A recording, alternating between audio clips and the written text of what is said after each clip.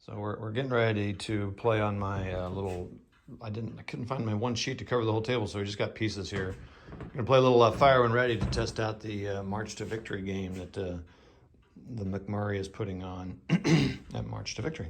But it's gonna be bigger scale. But this will this will let us play out the rules just to test out the scenario or whatever. Just test out how he's gonna teach it. Blah blah blah. But the other ones he's gonna use are gonna be on like tall stands that go on the floor. But you'll see more of that later when we're there. All right, first turn done. There he is. There's McMurray. Oh, look. Oh, I thought we were. So he did. I did 0 to him, and he did 5 above waterline damage, 1 below. I have to repair some damage. I have 2 guns off. Yeah, he got 3 critical hits on 3d6. With my secondary batteries, of course. With his secondary batteries. The first one didn't do anything. All right, so there we go. So turn 2, neither one of us did anything. So I still have my damage. I didn't succeed in my repair rolls. So anyway. All right, so turn 3 over. I sunk. He hit with criticals. He rolled a 20, which is another dice. He rolled criticals. He sunk. He fired. So what happened? He did. What happened was... Oh, yeah. So I rolled. My secondary battery fired particularly effectively. Again, yes. And then I hit a ready-use ammo magazine, so a little ammo locker or whatever you want to call it, which then caught on fire. Which did another 3 damage. So you did 13 damage in that one roll. I already had 5, and I could only take 15. And then I did D6 for the ammunition exploding. Yeah. And he did the best he could on pretty much every roll. Yes.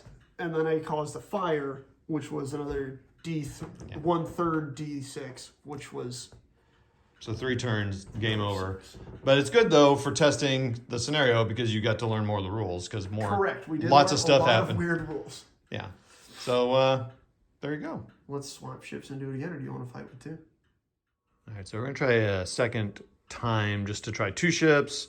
Again, just trying to test in the rules. Really testing his knowledge of the rules so we can get him in before he plays with 8 people at a convention setting. So I'm just trying. With 6 at Miniature Market on Thursday. Oh, cool. That'll give you. So you can stop by there and play. Yeah, I will. So we're playing a second game, as I said, just to try things out. And look what McMurray rolled on one of his guns again. So another critical of some kind. It won't be that bad because it's just a secondary gun. This little front secondary gun on USS Texas over here. So wherever Najee is right now, he is fully torqued. All right. No idea why. Here we go. All right. Second ship over there fired and again rolled a 20. So these are Todd's dice. Yeah, for the record. But he's all right. Well, so the 20 on the roll means he gets an extra die for damage, and what you're doing is you're adding all the pips to get 10 or more plus any modifiers. So he rolled his 6 dice, and this is what he rolled. So thankful for me. But what's interesting is we had to hit on 18s on these. Yes.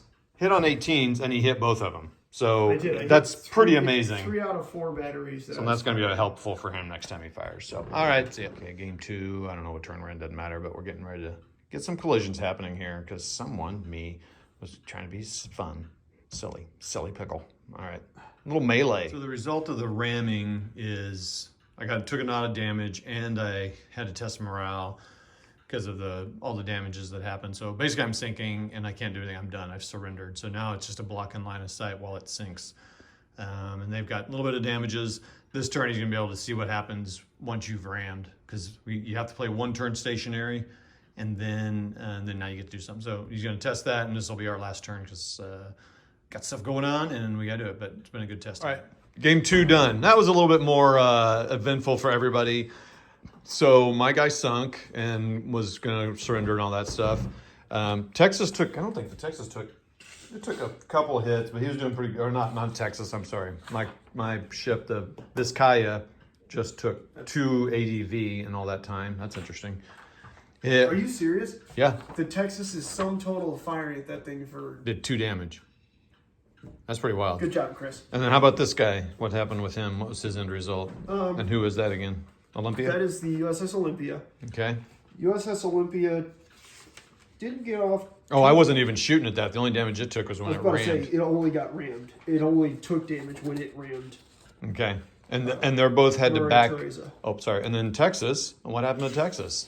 Texas was reduced to 8 above damage value out of 25. And had to... So it is now surrendering. fleeing. Fleeing. It's not surrendering. It's fleeing. it's not even technically. It's retreating. It can shoot as it's leaving, but So we yes. figured they had to back out to get away from the ship, and then you have to stop. I mean, he could keep backing up, but we think he wouldn't. But that wouldn't make much sense because he has to move away from Vizcaya is moving forwards this way. So it seems like in order to properly retreat from the action, they would probably leave out because it's supposed to be towards the nearest table edge. And this turn, both these guys would be stationary because they have to stop And back and then up. start moving forward. So again, he could keep backing up and go off. Olympia is still above the waterline. Olympia is just fine, Yeah, untouched. because no one shot it. So, yeah. but might start. So that was a better game, a little bit of better That was odds. quite close. I don't know how that would actually turn out. I don't know how damaged was Vizcaya. 2 hits. 2 hits. Oh, Vizcaya would probably knock this thing out, to be honest with you. Because that's a big old armored cruiser and it's just a little protected boy. So lessons learned for the playtest, I guess, just kind of how things hit. We rolled a lot of different things, like We did this. criticals, morale rolls, fires, floods, repairs. It We had is- a lot of duds, like that when I rolled a 1. So Yeah. And one of Todd's guns almost exploded, yeah. so we had a lot of good So stuff did mine. happen. Yeah, absolutely. And then he just came up with other ideas on what to put on the chart. He's gonna put the ship chart and then like gameplay aids here for the players, and on the back will be Yeah, so Play I think aids. a record. I still think that with how we're going to play on a floor, certainly the speed and target is Yep. good to keep on there. What do you think? And Yep. I'd still say maybe the range, just so that's easier, so you're not forgetting it. Yep. Because when we're playing this on a big thing, it's not going to be as on a floor. It's not going to be as easy as okay. So I'm 12 inches from you. Yeah. It might be 5 yards off. So all right, and he's gonna get to play this coming Thursday with a bunch of guys with the big models, so he can test out some of the different mechanics. Miniature market. Cool stuff. This area, come out and play. All right, that's it. Thanks, McMurray. Yeah, thank you for playing. All right, we'll see y'all.